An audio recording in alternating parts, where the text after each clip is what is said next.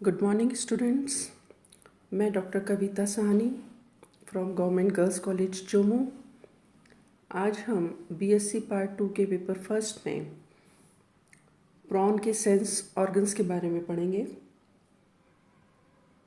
Prawn में sense organs यानी संवेदी अंग मेनली जो इसे वेरियस स्टिमुलाई को रिसीव करने में और रिस्पॉन्ड करने में मदद करते हैं, उनमें मेन है कंपाउंड आइज या संयुक्त नेत्र, स्टेटोसिस्ट या संतुलन पुट्टिका, टेंगो रिसेप्टर्स या स्पर्शग्राही और कीमो रिसेप्टर्स यानी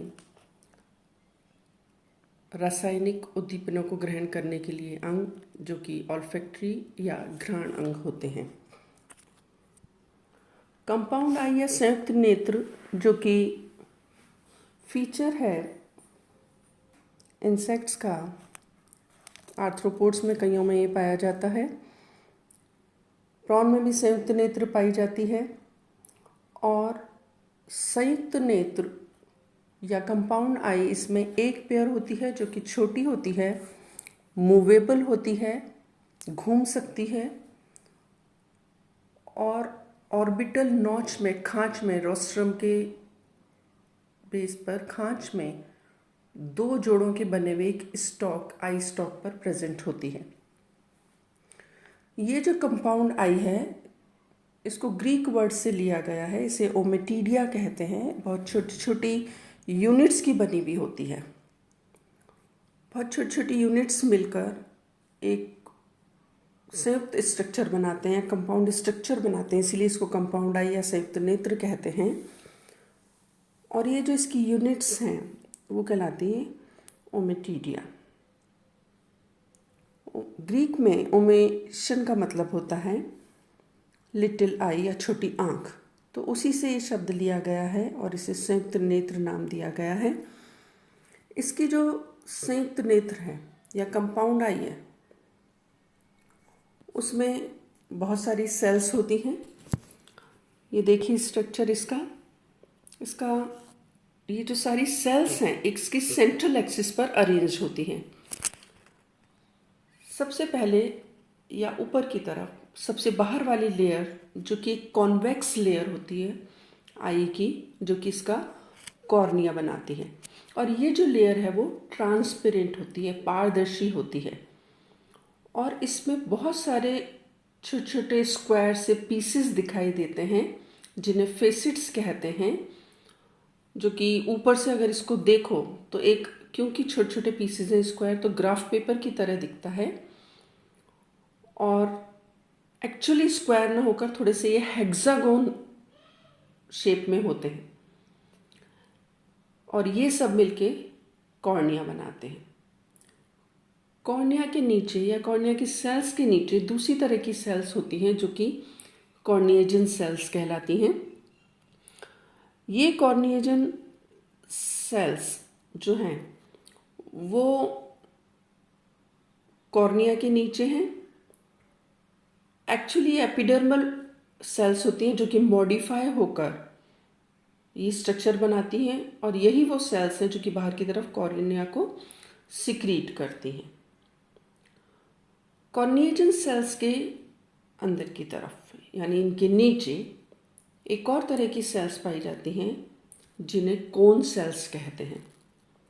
ये थोड़ी सी इलोंगेटेड होती हैं, लंबी होती हैं, और इनमें भी एक ट्रांसपेरेंट सा होमोजीनस फ्लूइड भरा हुआ होता है, और ये कहलाती हैं क्रिस्टलाइन कोन बना लेते हैं ये सब मिलकर। ये वाला पार्ट जिसमें कि कॉर्निया आ गया और कोन सेल्स जहाँ पर ख़त्म हो रही है, कॉर्निया, कॉर्निएजन सेल्स और कोन सेल्स जहाँ पर ख़त्म हो रही है, यहाँ तक का पार्ट डायऑप्ट्रिक पार्ट कहलाता है, जो कि लाइट को फोकस करता है। इसके आगे का पार्ट जो है उसमें आता है रेबडोम। अब ये जो रेबडोम है कोन सेल्स के अंदर की तरफ, इनर साइड जो है या इनर पार्ट जो है कोन सेल्स का, वो इन्हीं के ऊपर प्रेजेंट होता है, यानी कोन सेल्स के नीचे की कुछ स्पिंडल शेप्ड सेल्स होती हैं, रॉड शेप्ड होती हैं, इसे रेबडोम कहते हैं। और ये जो रेबडोम है ये कुछ सेल्स के द्वारा घिरा हुआ होता है जिन्हें रेटिनल सेल्स कहते हैं, और इनकी संख्या होती है 7। तो 7 रेटिनल सेल्स से घिरा हुआ रेबडोम होता है और उन्हीं के द्वारा ये सिक्रीट किया जाता है। और ये रेबडोम और रेटिनल सेल्स साथ में मिलकर ये इसका रिसेप्टर पार्ट बनाते हैं आई का। इसके आगे फिर ये कंटिन्यूस होता है in the form of a nerve fibre. Nerve fibre के रूप में आगे कंटिन्यू होता है और जाके ऑप्टिक गैंग्लियन से जुड़ा हुआ होता है। अल्टीमेटली ये जाके ब्रेन से या ऑप्टिक नर्व से जुड़ता है। इसके अलावा एक और तरह की जो सेल्स इसमें होती हैं वो हैं क्रोमेटोफोर्स। हर एक ओमेटिडियम जो है, क्योंकि बहुत सारे ओमेटिडियम हैं जुड़े हुए हैं, सब मिलके संयुक्त नेत्र बना लेते हैं, हर एक ओमेटिडियम अपने साथ वाले ओमेटिडियम से सेपरेटेड होता है बीच में एक शीथ के द्वारा, और ये शीथ जो है वो मूवेबल होती है और अमीबॉइड डार्क कलर की पिगमेंट सेल्स से बनी हुई होती है जिन्हें क्रोमेटोफोर्स कहते हैं। और ये क्रोमेटोफोर्स 2 रोज में अरेंज होते हैं या 2 लाइंस में या 2 सीरीज में अरेंज होते हैं। बाहर वाली सीरीज जो है वो कोन सेल्स के आसपास होती है, इसे आइरिस पिगमेंट कहते हैं, और अंदर वाली सीरीज जो है वो 2 आपस के ओमेटिडियम के रेबडोम को सेपरेट करती है, उनके बीच में प्रेजेंट होती है और इसे रेटिनल पिगमेंट कहते हैं। और ये जो अमीबॉइड पिगमेंट सेल्स हैं अमीबा के शेप की, ये लाइट की इंटेंसिटी जैसे जैसे बदलती है उसके हिसाब से अपना पोजीशन ले लेती हैं। तो ये तो हुआ स्ट्रक्चर ओमेटिडियम का, इस तरीके का होता है। अब विज़न, दृष्टि कैसी होती है इसमें, तो प्रॉन में मोज़ेक विज़न पाया जाता है, क्योंकि इसकी वर्किंग कंडीशंस इस तरह की होती हैं। आई कॉम्प्लेक्स स्ट्रक्चर है और इसकी फोकसिंग एबिलिटी जो है वो क्लियर नहीं होती, इमेज बहुत ज़्यादा क्लियर नहीं होती, क्योंकि आई जो है वो एक आई स्टॉक पे प्रेजेंट है, मूवेबल है, तो वो मूव कर सकती है हेड के ऊपर, 360 डिग्री पे मूव कर सकती है विज़न, तो चारों तरफ का वो देख सकती है। तो ओमेटिडियम जो है वो क्योंकि छोटे छोटे पार्ट का बना हुआ है, तो वो छोटे छोटे पार्ट से अलग अलग ऑब्जेक्ट्स बनाने के लिए कैपेबल होता है, अलग अलग इमेज बना लेता है। और ये जो सारी इमेजेस बनती हैं अलग अलग, वो छोटे छोटे डार्क पीसेस या स्पॉट्स की फॉर्म में होती है। तो इन सबको मिला के जो टोटल इमेज बनती है ऑब्जेक्ट की किसी की भी, वो एक मोज़ेक की तरह होती है जो कि छोटे छोटे पीसेस से मिलकर बना हुआ होता है। तो बिल्कुल वैसे दिखती है जैसे मोज़ेक आर्ट होता है, उस तरह की दिखती है, इसीलिए इसको मोज़ेक विजन भी कहते हैं। इमेज प्रॉन में जो बनती है किसी ऑब्जेक्ट की, वो 2 तरह की इमेज बनती है। वो अलग अलग होती है according to intensity of light. ये अभी मैंने आपको बताया था कि ये जो ओमेटिडिया हैं आपस में एक दूसरे से ये क्रोमेटोफोर्स से घिरे हुए, बीच में से सेपरेटेड हैं। तो जब ब्राइट लाइट होती है, जब तेज लाइट होती है, तो ये जो पिगमेंट सेल्स हैं वो हर एक ओमेटिडियम को कंप्लीटली सेपरेट कर देती हैं, क्योंकि वो एक्सपेंड हो जाती हैं। तो जब वो कंप्लीटली एक्सपेंड हो जाती है तो कोई भी लाइट जो है वो एक ओमेटिडियम से दूसरी ओमेटिडियम में जो भी रेज आ रही है लाइट की, क्रॉस नहीं हो पाती। हर एक ओमेटिडियम में केवल वही रे जाती है लाइट की, या वही किरण जाती है लाइट की जो कि सीधी उस पर पड़ रही है। ऑब्लिक लाइट जो भी आ रही है, तिरछी लाइट या रेज जो भी आ रही हैं, वो कोई भी उस ओमेटिडियम में नहीं पड़ती। तो इसके कारण क्या होता है, अलग अलग हर एक ओमेटिडियम अपनी एक इमेज बनाएगा, तो इस कारण से छोटी छोटी अलग इमेज बनेगी, और उसके कारण जो कंप्लीट इमेज बनेगी, यानी अलग अलग पार्ट की इमेज बनेगी। हर एक ओमेटिडियम एक पार्ट की लाइट को दे रहा है, तो अलग अलग पार्ट की इमेज बनेगी, और जो कंप्लीट इमेज बनेगी वो इन सब का मिक्सचर होगा, इन सबको मिलके बनेगी। तो वो इन सब का मोज़ेक होगा, बहुत सारी छोटी छोटी इमेजेस का।